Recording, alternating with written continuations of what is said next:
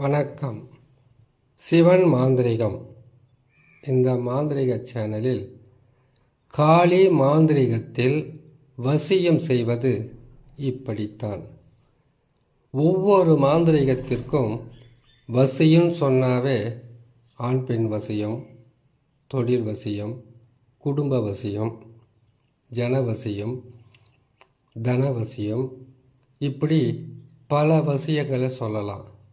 காளி மாந்திரிகத்தில் வசியம் செய்கிறதுனாக்கா, முதல்ல காளி மாந்திரிகம் வசியன்றது பூஜையே அசைவ பூஜையாக தான் இருக்கும். அந்த பூஜை விதிகளுடன் பூஜை செய்யக்கூடிய நாள், அந்த பூஜை செய்கிறதுக்கு உண்டான விதிமுறையை சொல்லிடுறேன். முதல்ல கேட்டுக்குங்க. காளி மாந்திரிகத்தை செய்யணுன்னாக்கா 2 நிறம் இல்லை 5 நிறத்தில் எந்த உடையாவது நீங்கள் போட்டுக்கலாம், தப்பில்லை. ஆனால் கருப்பும் சிவப்பும் காளிக்கு மிகவும் பிடிக்கும். கருப்பு நிறத்தில் நீங்கள் உடைய போடுறது மந்திரங்களை சொல்லி காளியினுடைய அருள் பெறத்துக்காக.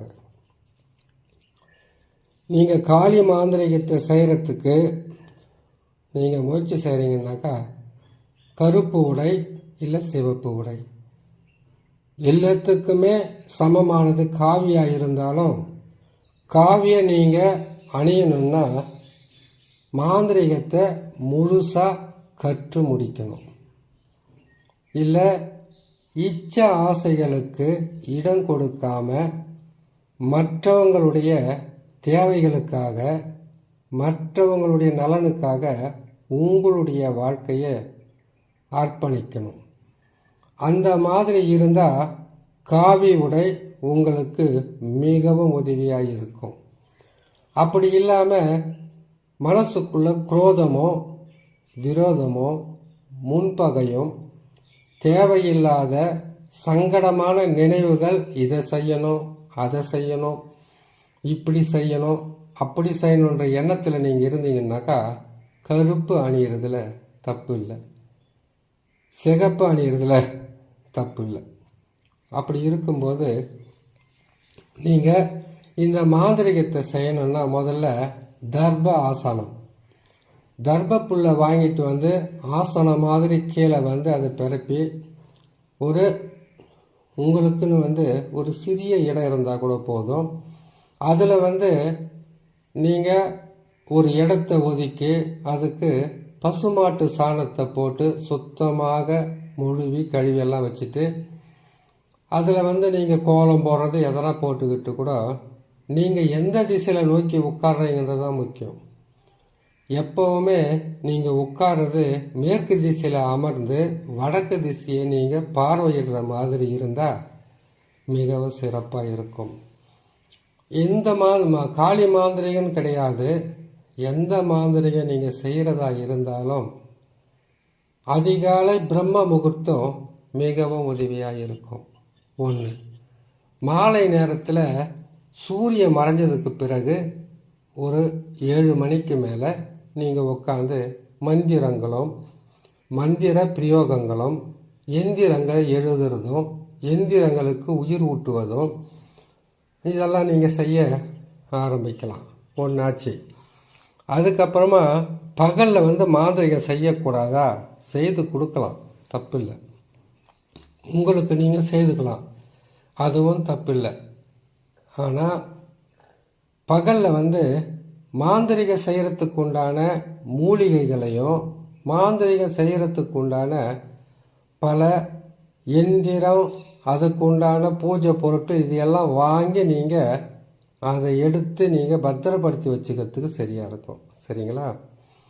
அப்படி இருக்கும்போது மந்திரங்களை பிரயோகம் செய்யணும்னு கேட்டிங்கன்னாவே அதிகாலை பிரம்ம முகூர்த்தன்றது எல்லா வகையான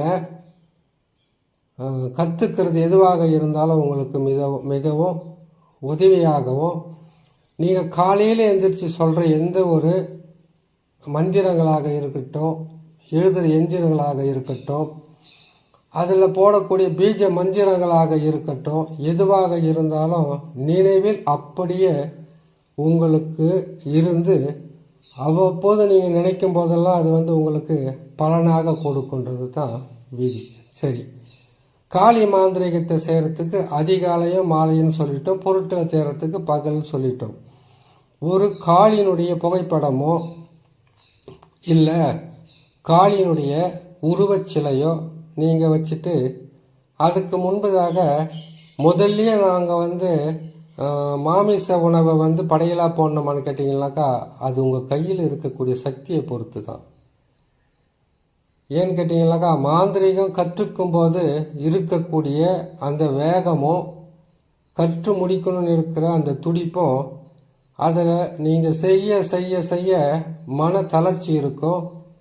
தெய்வங்களாலும் உபதெய்வங்களாலும் துர்தேவதைகளாலும் மிகவும் பாதிக்கப்படலாம். செய்ய முடியாத அளவுக்கு தடைகள் வரலாம், தடங்கல்கள் வரலாம், அவமானங்கள் வரலாம், கேவலங்கள் உங்களுக்கு நேரலாம்.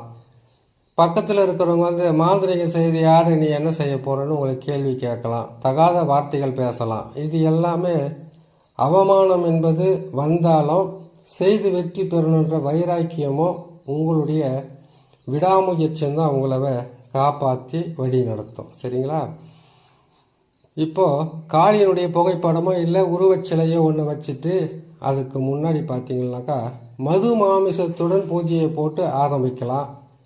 இல்லை ஆரம்பம் தான் என்னென்ன அவல், பொரி, கடலை, பத்தி, சூடம், அதுக்கப்புறம் வாசனை நிறைந்த மலர்கள், வாசனை திரவியங்கள் இதையெல்லாம் வாங்கி சேகரிச்சுக்குங்க.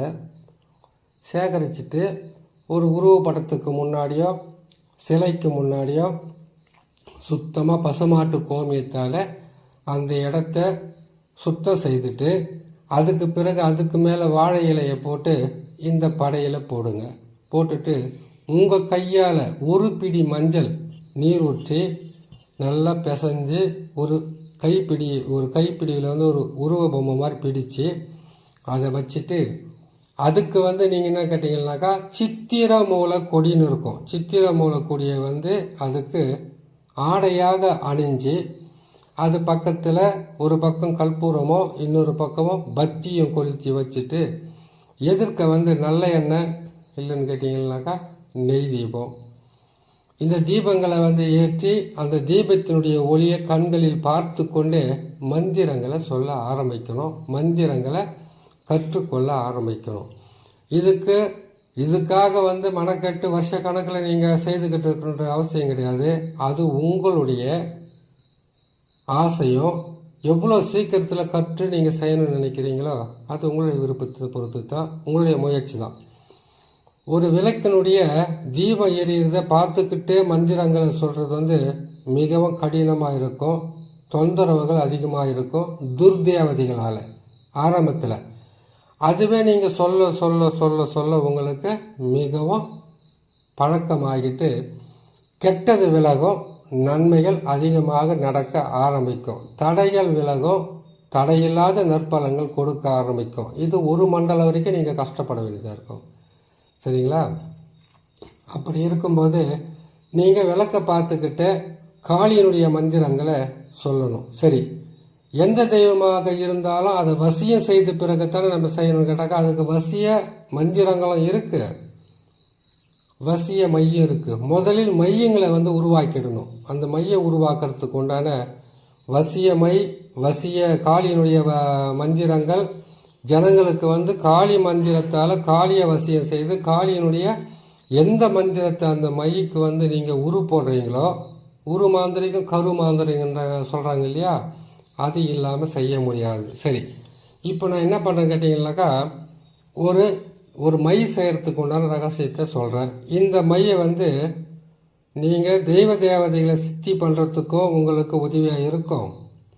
நீங்கள் மாந்திரிகத்தை யாராவது பிரிஞ்சிருந்து அவங்க வந்தாங்கன்னா வசியம் செய்கிறதுக்கு அந்த மை உங்களுக்கு உதவியாக இருக்கும்.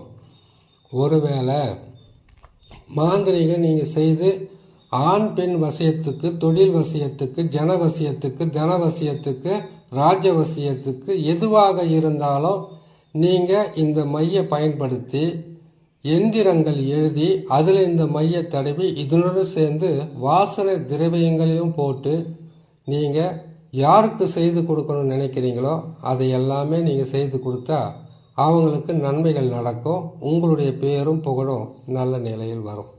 சரி, ஒரு மையினுடைய ரகசியத்தை சொல்கிறேன், அதை கேட்டு நீங்கள் செஞ்சுக்குங்க. இப்போது ஆண் வசியம், பெண் வசியம், தொழில் வசியம், ஜனவசியம், தனவசியம், ராஜவசியம் வருது இல்லையா? இதுக்கு நீங்கள் என்னென்ன பொருட்களை எடுக்கணும்? ஒன்று, இதை எப்படி அரைக்கணும்? இதை அரைச்சி தகடுகளை எழுதி எந்திரங்களை எழுதி அதை பயன்படுத்தி கொடுக்கறதுக்கு மட்டும் இப்போ நான் சொல்லிடுறேன். இப்போது ஒரு வசிய மைய அரைக்கணும். அதுக்கு உண்டான பொருட்கள் பாருங்கள். பச்சை குன்றுமணி உங்களால் தேவையான அளவுக்கு சேர்த்துக்குங்க. இதுக்கு முதல் முறையாக சேர்க்குறீங்க, கொஞ்சம் அதிகமாக சேர்த்து அரைச்சி நீங்கள் வச்சுக்கிட்டீங்கன்னாக்கா வருஷ கணக்கில் உங்களுக்கு பயனுள்ளதாக இருக்கும். பச்சை குன்றுமணி எத்தனை வேணுமோ அத்தனை நீங்கள் வாங்கி எடுத்துக்குங்க. கருப்பு குன்றுமணி அதையும் எடுத்துக்குங்க. வெள்ளை நீர்முள்ளி விதையை எடுத்துக்குங்க. வெள்ளருக்கன் வேர், இலை, பூ மொத்தமாக எடுத்துக்குங்க. வெண்கொழிஞ்சி இதனுடைய வேரையும் எடுத்துக்கலாம், இலையும் எடுத்துக்கலாம். வெள்ளை குன்றுமணியும் எடுத்துக்கலாம். வெள்ளைச்சாரணை, வெள்ளைச்சாரணைனாக்கா அந்த வெள்ளைச்சாரணை செடியாகப்பட்டது அதனுடைய அடிபாகத்திலிருந்து இலை வரைக்குமே முத்துக்கள் போல் மலர் மலராக இருக்கும். இலை பக்கத்திலே ஒட்டி வரும். அந்த மாதிரி இது எடுத்துக்கணும். வெள்ளை விஷ்ணு கிராந்தி அதை எடுத்துக்கோங்க. வெள்ளைச்சாரணை எடுத்துக்கோங்க. வெள்ளை விஷ்ணு கிராந்தியை கொஞ்சம் தேடி கண்டுபிடிங்க. எங்கே போனாலும் கேட்டிங்கன்னாக்கா விஷ்ணு கிராந்தி கிடச்சிடும். வெள்ளை விஷ்ணு கிராந்தி தான் மூலிகைக்கு மிகவும் விலை உயர்ந்த மூலிகை. அதுதான் நன்மைகளை செய்யக்கூடியது. அதுதான் வெண்புரசு மரத்தினுடைய வடக்கு பக்கம் இருக்கக்கூடிய வேரை எடுத்துக்கோங்க. இதையெல்லாம் எடுத்துக்கிட்டு இதனுடன் சேர்த்து வாசனை திரவம் முக்குடல், ஜவ்வாது, புணுக்கு, கஸ்தூரி, கோராசனம் இது எல்லாமே சேர்த்து குங்குமப்பூ இது எல்லாமே சமனாக கூட்டி நல்லா இது எல்லாமே எடுத்து என்ன பண்ணுங்கள், நிழலில் நல்லா காய வைங்க. காய வச்சுட்டு அதுக்கு என்ன செய்கிறீங்கன்னு கேட்டிங்களானாக்கா, காஞ்சதுக்கப்புறம் தர்பப்புல்லுடன் சேர்த்து தர்பப்புல் சேர்த்து அதோடு சேர்த்து கற்பூரத்தை நிறையா போட்டு நல்லா காஞ்சதுக்கப்புறம் நீங்கள் போட்டு எரிச்சிங்கனாக்கா நல்லா எரிஞ்சு அது சாம்பலாகி கொடுக்கும். அதோடு சேர்த்து அஞ்சனக்கல் வாங்கிட்டு ஒரு குளத்தில் போட்டு நல்லா அரைச்சி இதை அரைக்கணும்னு கேட்டிங்கனாக்கா பௌர்ணமி வேணும், அமாவாசை வேணும். பௌர்ணமியில் பார்த்தீங்கன்னாக்கா வைகாசி மாதம் வர்ற பௌர்ணமி நல்லா வேலை செய்யும். சித்திரை மாதத்தில் வரக்கூடிய பௌர்ணமி நல்லா வேலை செய்யும், அரைக்கக்கூடிய நாள். ஆவணி மாதத்தில் வரக்கூடிய பௌர்ணமி ரொம்ப ரொம்ப நல்லா இருக்கும். இந்த மாதங்களில் வரக்கூடிய அமாவாசையை எடுத்துக்கலாம். அதே மாதிரி கார்த்திகை மாதத்தில் வரக்கூடிய பௌர்ணமி அமாவாசை எடுத்துக்குங்க. இந்த மாதிரி இந்த நாட்களில் பௌர்ணமிலையும் அமாவாசையிலையும், பௌர்ணமி என்பது சூரியனை சந்திரன் நேருக்கு நேராக பார்க்கக்கூடிய நாள். அதனால் வசியம் என்பது அதிகப்படியாக வேலையை செய்யும். அமாவாசைன்றது பார்த்தீங்கன்னாக்கா சூரியனும் சந்திரனும் சேர்ந்து இருக்கக்கூடிய நாள். இந்த நாளில் கணவன் மனைவி பிரிந்த உறவு, பிரிந்த நட்பு, பிரிந்து இருக்கக்கூடிய எந்த உறவையும் சேர்த்து வைக்கிறதுக்கு மிக உதவியாக இருக்கும். இதை எடுத்து நல்லபடியாக எல்லாமே செய்து முடிச்சு இதுக்கு உரு போடணும். கரு மாந்திரிகத்தில் எந்திர மாந்திரிகம் இருக்குதுன்னு கேட்டிங்கன்னா உரு போடணும். கேட்டாக்கா உங்களுக்கு பிடிச்ச தெய்வங்கள் முதல்ல சொன்ன மாதிரி பிள்ளையாருடைய மந்திரத்தை சொல்லுங்கள். அதுக்கப்புறம் குரு மந்திரத்தை சொல்லுங்கள். அதுக்கப்புறம் எந்திர சாப நிவர்த்தி மந்திரத்தை சொல்லுங்கள். அதுக்கப்புறம் மந்திர சாப நிவர்த்தி மந்திரத்தை சொல்லுங்கள். அதுக்கப்புறம் மூலிகை சாப நிவர்த்தி மந்திரத்தை சொல்லுங்கள். இந்த மூலிகைகளை எடுக்கும்போது மூலிகை சாப நிவர்த்தி பண்ணிட்டு தான் நீங்கள் எடுக்கணும். மூலிகை சாப நிவர்த்தின்றதை செய்யாமல் மூலிகை எடுக்கக்கூடாது. இதை எடுத்ததுக்கப்புறம் இந்த மையை அரைச்சது முடிச்சதுக்கப்புறம் இதை என்ன செய்யணும்னு கேட்டிங்கன்னாக்கா, இதை கொண்டு போயிட்டு காளி கோயில் இல்லைன்னு கேட்டிங்களானாக்கா நீங்கள் செய்ய வேண்டியது துர்கை கோயில். அப்படி இல்லைன்னு கேட்டிங்கனாக்கா ஆலமரம், அரச மரம், மணல் நிறைந்த, அதான் கேட்டிங்கனாக்கா ஒரு ஆற்று பகுதியாக இருக்குன்னா மணல் இருக்கும். அந்த இடத்துல புதைச்சி வச்சு 48 நாள் 48 பலி கொடுக்கணும். இதுக்கு அசைவம் தேவையில்லை, சைவமாகவே நீங்கள் முடிவு பண்ணிடலாம். எலுமிச்சம்பழமோ கல்யாண பூசணிக்காக கொடுக்கலாம். ஆனால் கடைசி நேரத்தில் ஒரு கருக்கோழியோ இல்லை ஒரு ஏதாச்சும் ஒரு கோழியை வந்து அதுக்கு பலி கொடுத்து எடுக்கலாம். அதை எடுத்துகிட்டு நீங்கள் வச்சுக்கிட்டு செய்யும் போதும் சரி சொல்லும் போதும் சரி மந்திரங்களை பிரயோகம் பண்ணுறது மிகவும் உதவியாக இருக்கும். இதுக்கு சாதாரணமாக ஒரு மந்திரத்தை சொல்கிறேன். இந்த மந்திரம் தான் மூல மந்திரம், நீங்கள் எடுத்துக்கலாம். இல்லை உங்கள்கிட்ட இருந்தால் கூட அந்த மூல மந்திரத்தை நீங்கள் பயன்படுத்திக்கலாம். சரிங்களா? ஓம் ரீம் நமோ காளி, மகா காளி, மாயகாளி, ருத்ரகாளி, சிவகாளி, உன் உடல், உன் உயிர், உன் ஆவி அனைத்தும் எனக்கு ஈவாய் தேவி தேவி தேவி மாமாவசம் குரு குரு சுவாக. இந்த மந்திரத்தை 1008 உரு போட்டு வச்சுக்கோங்க. அந்த மைய உள்ளங்கையில் வச்சுக்கிட்டு இந்த மந்திரத்தை நீங்கள் சொல்லுங்கள். எது சொல்லணும்? கணபதி மந்திரம், குரு மந்திரம், மூலிகை சாப நிவர்த்தி, எந்திர சாப நிவர்த்தி, மந்திர சாப நிவர்த்தி. அதுக்கப்புறம் கேட்டிங்கன்னாக்கா இந்த மந்திர சாப நிவர்த்தியெல்லாம் செய்ததுக்கு பிறகு இந்த காளியினுடைய மந்திரத்தையும் சொல்லி நீங்கள் அந்த மையக்கு உரு போட்டு பத்திரப்படுத்தி வச்சுக்கணும். இப்படி ஒவ்வொரு மையம் எப்படி செய்கிறது, இதை ஆண் பெண் வசியத்துக்கு எப்படி கொடுக்கறது, கெட்டது எப்படி செய்கிறது, நல்லது எப்படி செய்கிறதுன்றதை ஒவ்வொரு பதிவை போகிற கேட்டு பயன்பெறுங்க. நன்றி.